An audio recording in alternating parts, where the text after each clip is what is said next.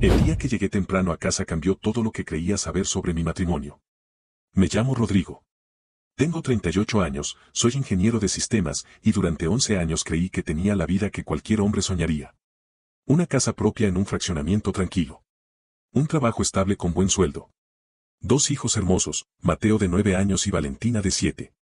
Y una esposa llamada Carolina, a quien conocí en la universidad, con quien me casé a los 27 y a quien amé con una intensidad que ahora me parece casi vergonzosa. Carolina era de esas mujeres que llenan un cuarto cuando entran. No por su físico, aunque era hermosa, sino por su energía. Reía fuerte, opinaba de todo, recordaba los nombres de los meseros y les preguntaba cómo estaban sus familias. La gente la adoraba. Yo la adoraba. Durante años, nuestra vida fue rutinaria pero sólida. Desayunábamos juntos los fines de semana. Llevábamos a los niños al parque los domingos. Discutíamos por tonterías, a veces por dinero, a veces porque yo trabajaba demasiado, a veces sin razón clara. Pero siempre nos reconciliábamos. Siempre. O eso creía yo. El primer momento en que algo me pareció raro fue un martes de febrero. Un martes completamente ordinario. Llegué a casa más temprano de lo normal porque habían cancelado una junta. Eran las 5 de la tarde. Carolina sabía que normalmente llegaba a las 7. Cuando entré, ella estaba en la cocina con el teléfono en la mano, y al verme se sobresaltó de una manera que no tenía sentido. No el susto normal de no te escuché llegar. Fue algo más. Guardó el teléfono de golpe y sonrió demasiado rápido. Llegaste temprano, dijo. Cancelaron la junta, respondí. Qué bueno, dijo. Y siguió picando verduras como si nada. Yo me senté en la sala. Encendí la tele. Y me dije a mí mismo que estaba imaginando cosas. Pero algo había cambiado en el aire de esa cocina. Algo pequeño. Algo que no sabría nombrar hasta meses después. Las siguientes semanas noté cosas. Pequeñas. Insignificantes por separado. Carolina empezó a cargar el teléfono en el baño. Antes lo dejaba en la mesa de noche, en la cocina, en todos lados. Ahora siempre lo tenía encima o lo llevaba consigo. Una vez le pregunté por qué y me dijo que le daba miedo que los niños lo agarraran y rompieran la pantalla. Tenía sentido. Me lo creí. Empezó a ir al gimnasio 3 veces por semana. Eso tampoco era raro, ella había ido al gimnasio antes, había parado, había vuelto a empezar. Ciclos normales. Pero esta vez era diferente. Se arreglaba para ir. No mucho. Pero lo suficiente. Labial discreto. Perfume ligero. Para ir a sudar. Empezó a revisar su teléfono en la noche, cuando creía que yo dormía. Yo no dormía. Me decía a mí mismo, estás siendo paranoico, Rodrigo. Eres el esposo desconfiado, el inseguro, el controlador. Carolina no es esa clase de persona. Yo la conozco. 11 años. Y sin embargo, un día, mientras ella estaba en la regadera, su teléfono vibró en la mesa de la cocina. Lo había dejado olvidado, algo que ya casi no pasaba. La pantalla se iluminó con un mensaje. No quería mirar. Me acerqué de todas formas. El nombre en la pantalla era Ale levantador de pesas. El mensaje decía, ¿mañana mismo horario? Ale del gimnasio. Lógico. Una amiga. Una compañera de entrenamiento. Completamente normal. Regresé a mi cuarto. Me senté en la orilla de la cama. Y por primera vez en semanas, dejé de decirme que estaba imaginando cosas. Porque el problema no era el mensaje. El problema era que yo no sabía quién era Ale. Carolina nunca había mencionado a ninguna Ale. En 11 años de matrimonio, yo conocía a casi todas sus amigas, sus compañeras de trabajo, sus contactos. Teníamos una vida entrelazada, como la tienen las parejas que llevan mucho tiempo juntas. ¿Cómo era posible que tuviera una amiga del gimnasio con quien aparentemente hablaba seguido, y yo no supiera nada? Esa noche, mientras Carolina dormía a mi lado, yo miré el techo durante 3 horas. Y tomé una decisión. No iba a explotar. No iba a acusarla. No iba a revisar su teléfono a escondidas ni a contratarle un detective ni a hacer ninguna de las cosas que hacen los hombres desesperados en las películas. Iba a observar. En silencio. Con paciencia. Iba a convertirme en invisible. Lo primero que hice fue cambiar mi actitud en casa. No de golpe. Eso habría sido sospechoso. Lo hice gradualmente, como quien baja el volumen de la música sin que nadie se dé cuenta. Dejé de hacerle preguntas sobre su día. No de manera brusca, simplemente empecé a escuchar más y a preguntar menos. Cuando ella hablaba, yo asentía, respondía con monosílabos amables, y seguía con lo mío. Como si estuviera distraído con el trabajo. Cosa que ella encontró completamente creíble, porque siempre le había reclamado que yo me absorbía demasiado en el trabajo. Ahora ese defecto me servía de camuflaje. Lo segundo fue instalar una aplicación en mi propio teléfono, no en el de ella, en el mío, que me permitía registrar las horas en que había actividad en nuestra red de Wi-Fi doméstica. No leía sus mensajes. No hackeé nada.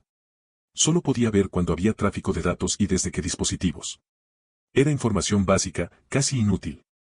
Pero era mía. Lo que encontré fue un patrón. Todos los días, entre las 11 de la mañana y la 1 del mediodía, el teléfono de Carolina tenía actividad intensa. Mensajes, según la aplicación. Muchos mensajes. Yo estaba en la oficina a esas horas. Los niños estaban en la escuela. Ella trabajaba desde casa 3 días a la semana. Todos los jueves, Carolina iba al gimnasio entre 6 y 8 de la noche. Llegaba a casa a las 8:15, máximo 8:30. Siempre puntual. Hasta que un jueves llegó a las 9:45 y dijo que se había quedado platicando con unas amigas en el estacionamiento. Le pregunté el nombre de las amigas. Me dijo unas chicas del grupo de spinning. No mencionó a ninguna Ale. El momento en que dejé de tener dudas fue un sábado. Carolina me dijo que iba a casa de su amiga Lorena a ayudarle con la decoración de una fiesta de cumpleaños. Lorena era amiga de verdad, la conocía desde preparatoria, yo la había visto docenas de veces. Eso le daba credibilidad a la historia. Salió a las 11 de la mañana. Dijo que regresaría para la cena. A las 2 de la tarde, sonó mi teléfono. Era Lorena. Rodrigo, ¿cómo estás? Oye, te llamo porque iba a invitarte a ti y a Caro a una comida el próximo fin de semana, ¿creen que puedan? Me quedé quieto 3 segundos. Claro, dije. Oye, ¿cómo va la decoración? ¿Qué decoración? Pausa. Nada, dije. Me confundí con otra cosa. Si podemos el próximo fin de semana, con gusto. Colgué. Me senté en el sillón de la sala. Mateo y Valentina jugaban en el jardín. Los veía a través del ventanal. Mateo perseguía a su hermana con una pistola de agua. Valentina gritaba y reía. Me quedé mirándolos mucho tiempo. Carolina llegó a las 7 de la noche. Traía el cabello recogido, diferente a cómo se fue. Me dio un beso en la mejilla. ¿Cómo les fue? Preguntó, refiriéndose a mí y a los niños. Bien, dije. ¿Cómo quedó la decoración? Quedó muy bonita. Lorena es muy exigente pero el resultado valió la pena. Sonreí. Qué bueno, dije. Y no dije nada más. Esa noche, después de cenar, de bañar a los niños, de leerles un cuento y de acostarlos, Carolina y yo nos sentamos en la sala a ver televisión como cualquier noche normal. Ella se recostó contra mí. Yo le pasé el brazo por los hombros como siempre. Y por dentro, algo en mí se terminó de romper. No con rabia. No con desesperación.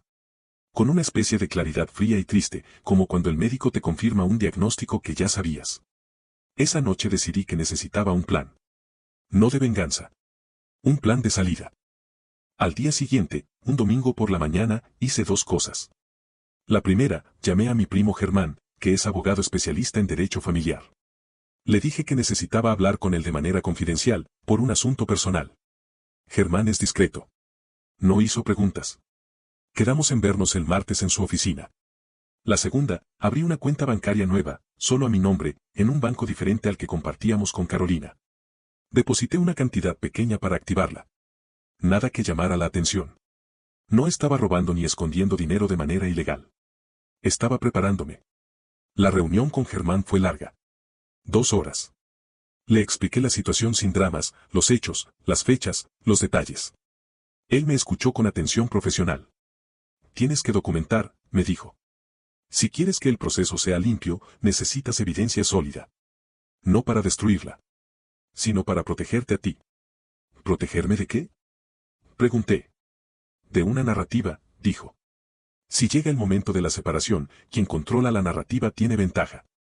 Tú necesitas que los hechos hablen por ti. Me explicó mis opciones. La custodia de los niños era mi prioridad número 1. Germán me dijo que en casos donde un padre puede demostrar estabilidad económica, presencia activa en la vida de los hijos y comportamiento íntegro, las probabilidades son buenas. No perfectas, pero buenas. Salí de su oficina con una lista de cosas que hacer. Durante las siguientes 6 semanas, me convertí en el mejor esposo y padre que había sido en años. No porque quisiera salvar el matrimonio, sino porque necesitaba que hubiera testigos. Empecé a llevar a los niños a la escuela todos los días, algo que antes hacía Carolina la mayoría de las veces porque yo salía temprano. Reorganicé mi horario para poder hacerlo. Los maestros empezaron a conocerme. Los papás de los compañeros de Mateo y Valentina empezaron a saludarme por mi nombre. Fui a todas las juntas escolares. Firmé los cuadernos de comunicados. Llevé a Valentina al dentista. Llevé a Mateo al médico cuando tuvo una gripa fuerte. Participé en todo. Carolina notó el cambio y lo interpretó como lo que más le convenía interpretar, que yo estaba haciendo un esfuerzo por el matrimonio. Me lo dijo una noche. Se nota que estás poniendo más de tu parte, me dijo. Me alegra. Los niños me necesitan más presente, respondí. Lo cual era completamente verdad. Ella sonrió. Me tomó la mano. Yo también sonreí. Y guardé silencio. La evidencia llegó sola, sin que yo tuviera que buscarla de manera invasiva. Un día, Mateo me enseñó una foto que había tomado con el teléfono de su mamá. Era una foto de él en el parque. Pero al revisarla, vi que en la galería había otras fotos, y en la pantalla, por un segundo, alcancé a ver una conversación abierta. No lo leí. No era mi intención. Pero vi el nombre. No era Ale levantador de pesas. Era Alejandro. Eso era suficiente. Contraté a un investigador privado. No para espiarla de manera obsesiva. Solo para obtener confirmación documentada en un momento específico, el siguiente jueves, cuando fuera al gimnasio. El jueves llegó. Carolina salió a las 5:50 de la tarde, como siempre. El viernes por la mañana, el investigador me envió un sobre. Lo abrí en mi carro, estacionado afuera de la oficina. Fotos. Fechas. Horas. Lugar. Las guardé en una carpeta. La carpeta fue a una caja. La caja fue al closet de mi oficina, bajo llave. Y seguí con mi día. Pasaron 3 semanas más. 3 semanas en las que yo sabía exactamente lo que estaba pasando, y Carolina no sabía que yo sabía. Son semanas extrañas. Te vuelves muy observador. Empiezas a ver todo con una claridad incómoda, los gestos, las palabras, los silencios. Ves a tu esposa reírse de un chiste en la cena y te preguntas si está pensando en él mientras ríe. La ves besar a tus hijos antes de dormir y sabes que esa imagen te va a acompañar mucho tiempo, sin importar cómo termine todo esto. No dormía bien. Pero funcionaba. Tenía un propósito. Durante esas semanas terminé de ordenar mis finanzas con ayuda de Germán. Hice un inventario de los bienes comunes. Revisé el contrato hipotecario de la casa. Entendí exactamente en qué posición legal estaba. También escribí. Todas las noches, después de que Carolina se dormía, me iba a la sala y escribía en un documento de Word que guardaba en la nube, protegido con contraseña. No era un diario sentimental. Era un registro. Fechas, hechos, conversaciones textuales. Un documento frío y ordenado que mi abogado me había recomendado llevar. Escribir me ayudó a mantenerme cuerdo. Hubo un momento difícil. Una noche, Valentina tuvo una pesadilla y vino a nuestra cama llorando. Se metió entre nosotros dos, como siempre hacía cuando era pequeña, aunque ya casi no lo hacía. Carolina la abrazó por un lado. Yo la abracé por el otro. Valentina se quedó dormida en 5 minutos, segura entre sus dos papás. Carolina me miró por encima de la cabeza de nuestra hija y me sonrió en la oscuridad. Yo le devolví la sonrisa. Y sentí, por primera vez en meses, que se me iban a salir las lágrimas. No de tristeza exactamente. De algo más complicado. De todo lo que estábamos a punto de romper. De todo lo que estos niños iban a perder, no a sus padres, pero sí a sus padres juntos. A la familia como la habían conocido. Esa noche tardé mucho en dormirme. Pero al día siguiente seguí adelante. Porque ya no había vuelta atrás. No para mí. La semana que decidí actuar, llamé a mi madre. Mi mamá es una mujer práctica y fuerte. Viuda desde que yo tenía 15 años. Nos crió a mi hermana y a mí sola, sin dramas, sin victimizarse. Siempre me había parecido la persona más ecuánime que conocía. Le conté todo por teléfono. En voz baja, sentado en mi carro, en el estacionamiento de un supermercado. Hubo un silencio largo cuando terminé. ¿Estás bien?, me preguntó. Sí, dije. ¿Los niños están bien? Sí.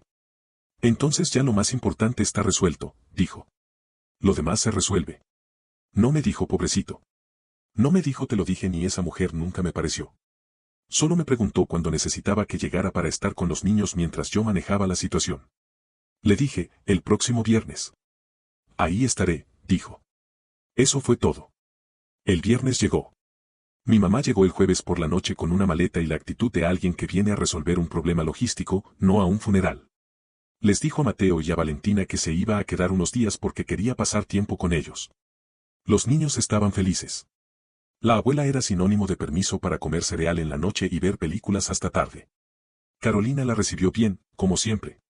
Mi mamá y ella siempre se habían llevado correctamente, no eran cercanas, pero tampoco había fricciones. Esa noche, cené con mi familia por última vez sin que ninguno de los presentes supiera que lo era. Mi mamá contó un chiste malo que hizo reír a los niños. Carolina sirvió agua. Yo corté el pan. Una cena cualquiera. El viernes por la mañana, Carolina me dijo que en la tarde tenía una reunión de trabajo que podría extenderse hasta la noche. No hay problema, le dije. Mi mamá está con los niños. Me dio un beso y se fue a trabajar desde su cuarto, tenía videollamadas en la mañana. Yo me fui a la oficina. A las 11, llamé a Germán. Esta noche, le dije. Entendido, respondió. ¿Estás seguro? Completamente. Salí de la oficina a las 4 de la tarde. Pasé a recoger el sobre que había dejado en una caja de seguridad de una sucursal bancaria, el sobre con la evidencia del investigador, más una copia de todos los documentos legales que Germán y yo habíamos preparado. Llegué a casa. Mi mamá estaba viendo una película con los niños. Saludé a todos, les dije que tenía trabajo pendiente y me encerré en el cuarto. Saqué la ropa que había empacado en discreción durante las últimas semanas, la guardaba en una maleta en el maletero de mi carro. Ropa básica, documentos importantes, cosas personales. Todo lo esencial. Luego me senté en el borde de la cama, nuestra cama, por última vez. Miré el cuarto. 11 años de vida matrimonial en ese espacio. La foto de nuestra boda en el tocador de Carolina. Los libros mezclados en el librero. Los cajones con nuestras cosas revueltas. Me levanté. Tomé el sobre. Y fui a la sala. Carolina llegó a las 8:47 de la noche. Mi mamá ya había acostado a los niños. Estaba leyendo en su cuarto. Nos habíamos coordinado sin decir nada explícito, ella simplemente desapareció en el momento justo. Carolina entró. Me vio sentado en la sala, con las manos sobre las rodillas y el sobre en la mesa de centro. Hola, dijo. ¿Cómo estuvo tu día? Siéntate, por favor, le dije. Algo en mi tono la hizo detenerse. Me miró. ¿Qué pasó? Siéntate, repetí. Se sentó en el sillón frente a mí. Yo respiré una vez. Y hablé. Carolina, sé lo que está pasando. Sé con quién estás. Sé desde cuándo. Tengo documentación. No te voy a gritar, no te voy a insultar, y no necesito que me expliques nada, porque ya entendí lo suficiente. Ella abrió la boca. La cerró. Lo que sí necesito decirte, continué, es que esto terminó. No el matrimonio en este momento, eso va a llevar tiempo legal. Pero nosotros, como pareja, terminamos esta noche. Empujé el sobre hacia ella. Ahí está la documentación que entregará mi abogado. Germán Solís, ya lo conoces, es mi primo. También hay una propuesta de acuerdo de separación que él redactó. Es justa. Cuida a los niños. Puedes revisarla con tu propio abogado. Carolina estaba pálida. Rodrigo, empezó. No, dije, tranquilo. Esta noche no.